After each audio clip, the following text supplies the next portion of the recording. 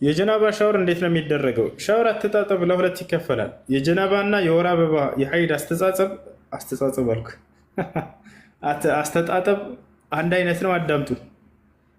ሰው ከጀናባ ወይም ባልና ሚስት ግንኙነት አድርገው ወይም ሰውየው እንቅልፉን ተኝቶ በህልሙ የዘር ፍሳሽ አይቶ ይህ ጀናባ ነው የሚታጠበው ትጥበትና ሴት ልጅ ከወር አበባ የምትታጠበው ትጥበት አንድ አይነት ነው። የአስተጣጠቡ ስርዓት ለሁለት ይከፈላል።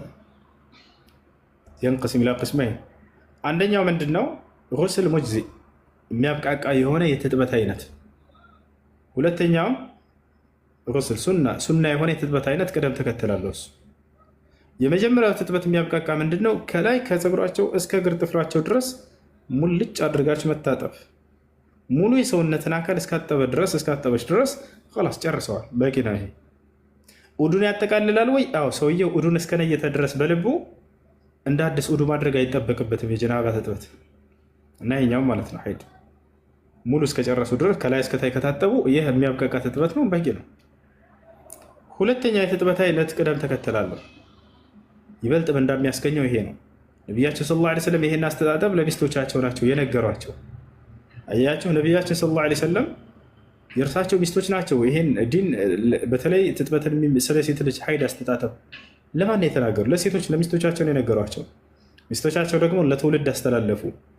እነዚህን ሚስቶች እንዲያገቡ የተደረገው ነቢ ሰለላሁ ዐለይሂ ወሰለም ከነዚህ ከአንድ በላይ ትምህርትን ከእርሳቸው ቀስመው ለትውልድ እንዲያስተላልፉ ዘንድ ነው። በተለይ ሴቶችን የሚመለከተው እውቀት የሴቶችን ጉዳይ እንዳለ ያስተላለፈችው እናታችን አይሻ ነች። አብዛኛዋ ቤታቸው አለ የሚገርም ጭንቅላት ነበራት።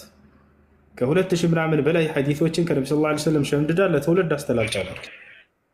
አሁን ወደ ትጥበቱ እንሂድ። ጀናባ መታጠብ የፈለገ ሰው ሀይድ መታጠብ የፈለገች ሴት የመጀመሪያ ስራቸው ምንድን ነው? ንያ ሊኖር ይገባል። ይሄ ልታውቁ ይገባል።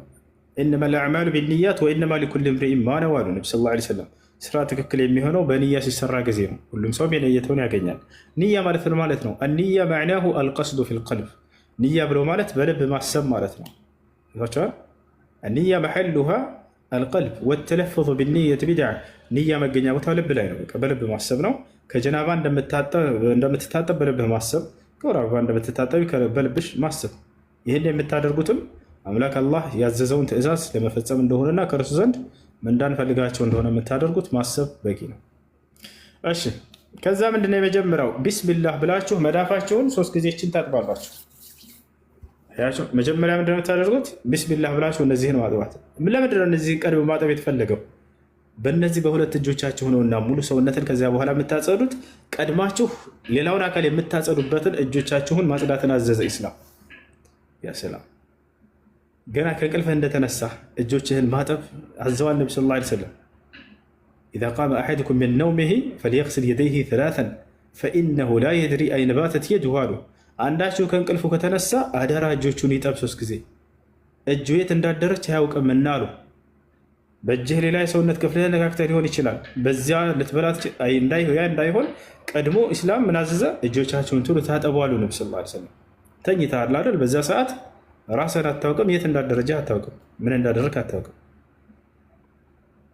ላቸዋል።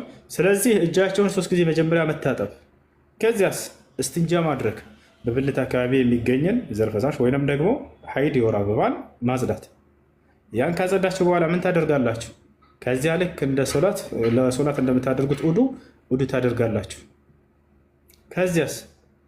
ከዚያ በራሳችሁ ላይ 3 እፍኝ ውሃ ታደርጋላችሁ። ከዚያ ውስጡ በደንብ ይሄ እንዲዳረስ ታሹታላችሁ። ثم تحثين على رأسك 3 حثيات እንዳሉት ከዚያም 3 እፍኝ ውሃ ይዘሽ አሉ ነብዩ ሰለላሁ ዐለይሂ ወሰለም ለሚስታቸው ለኡሙ ሰለማ ሲያስተምሯት። ውሃ በራስሽ ላይ ታደርጊና በደንብ ይሄ እንዲዳረስ ታደርጊዋለሽ። ከዚያ ከቀኝ ጎን ያለውን ከላይ እስከታች መታጠብ፣ ከዚያ ከግራ ጎን ያለውን ከላይ እስከታች መታጠብ። አለቀ። ይሄ ነው። ይሄን ቅደም ተከተሉን ያልቻለስ በቃ መጨናነቅ አያስፈልገውም። ሙሉ ሰውነትህን ከላይ እስከታች እስከታጠብክ ድረስ በቂ ነው።